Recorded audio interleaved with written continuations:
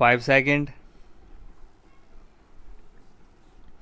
The appellant herein, a workman, was engaged on daily wages in the year 1992. His services were terminated in the year 1999 on the ground that he had been involved in a criminal case.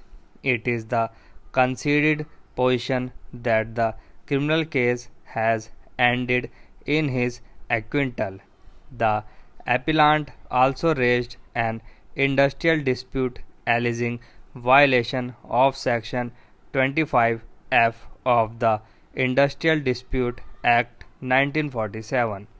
The matter was referred to the Labour Court, which held in favor of the appellant, directing his reinstatement with 50% back wages.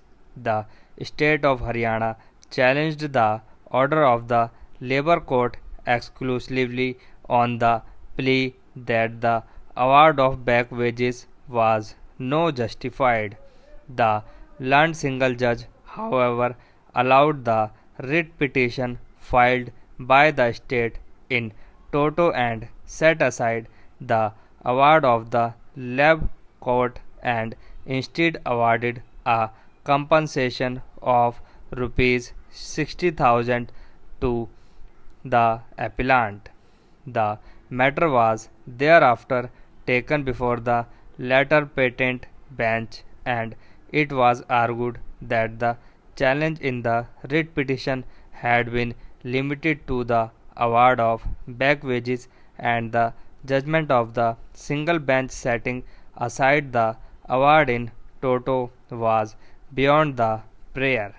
The division bench noticed this argument but nevertheless went on to hold that as the issue with regard to the status of a daily wage employee was covered against the appellant by a string of judgments of this court.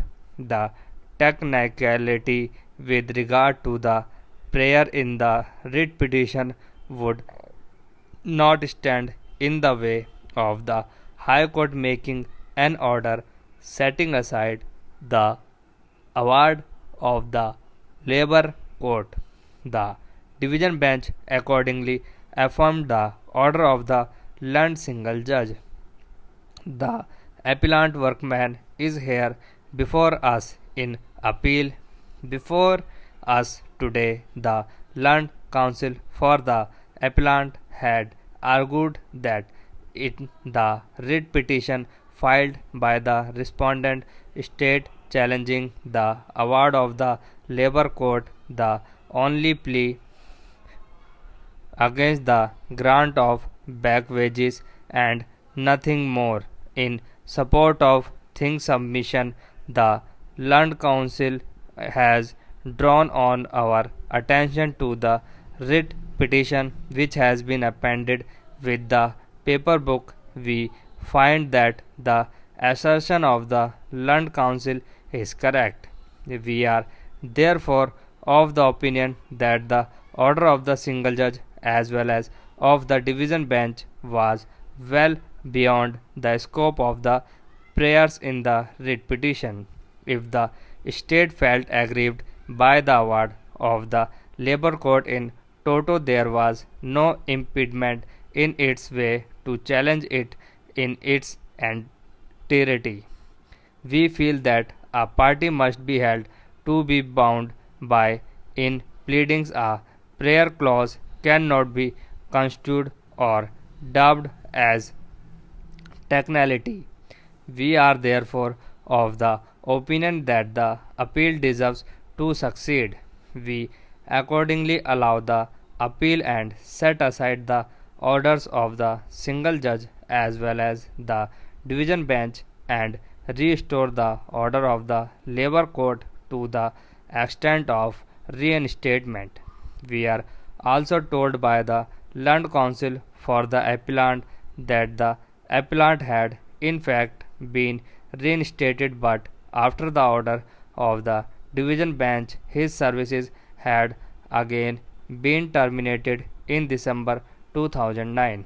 We accordingly direct that the back wages envisaged would be payable only from January 2010 onwards. Fill his reinstatement void this order. This appeal by grant of special leave is directed against the judgment and order dated September 13, 2007, passed by the High Court of Andhra Pradesh in Criminal Appeal number 1009 of 2005. The High Court allowed the government appeal, reversed the judgment of acquittal passed by the trial court, found the appellant guilty of the charge of killing his wife Lakshmi Kumari by giving her cyanide in cold drink, and accordingly convicted him under section 302 of the Penal Code and sentenced him to rigorous imprisonment for life and a fine of rupees 1000, and in default of payment of fine, simple imprisonment for 3 months.